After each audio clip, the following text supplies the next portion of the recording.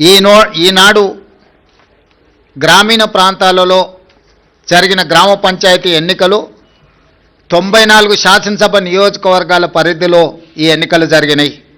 ఈ 94 శాసనసభ నియోజకవర్గాల పరిధిలో జరిగిన ఎన్నికల్లో కాంగ్రెస్ పార్టీ 87 శాసనసభ నియోజకవర్గాలలో మెజారిటీ సాధిస్తే బీఆర్ఎస్ 6 శాసనసభ నియోజకవర్గాలలో మెజారిటీ సాధిస్తే బీజేపీ 1 శాసనసభ నియోజకవర్గంలో మెజారిటీ గ్రామ పంచాయతీలు సాధించుకోవడం జరిగింది. బీఆర్ఎస్ దుబ్బాక, హుజూరాబాద్, జనగాం, సిద్దిపేట, సిరిసిల్ల, సిర్పూర్, కాగజ్ నగర్లో మెజారిటీ సాధిస్తే ముదోల్లో బీజేపీ అధిక గ్రామ పంచాయతీలను సాధించడం జరిగింది.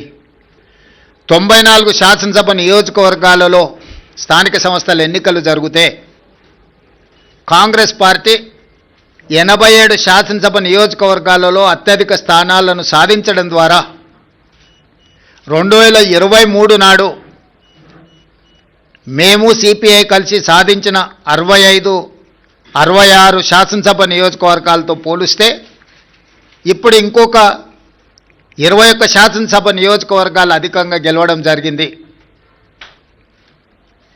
బీఆర్ఎస్ నాయకులు ఉప ఎన్నికల సందర్భంగా రెఫరెండం అన్నారు.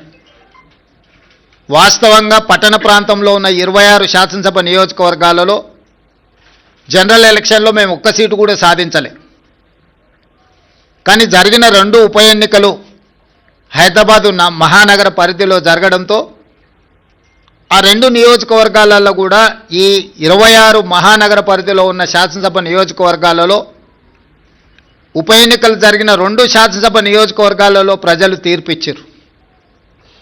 స్థూలంగా నేను చెప్పదలుచుకున్నది, రాష్ట్ర స్థాయిలో అది పట్టణ ప్రాంతం కావచ్చు, గ్రామీణ ప్రాంతం కావచ్చు, ఈ 2 సంవత్సరాలలో జరిగిన ప్రతిష్టాత్మకమైన ఎన్నికలలో మా ప్రభుత్వానికి విస్పష్టంగా ప్రజలు ఆదరించి గౌరవించి అత్యధిక స్థానాలను కట్టబెట్టినరు.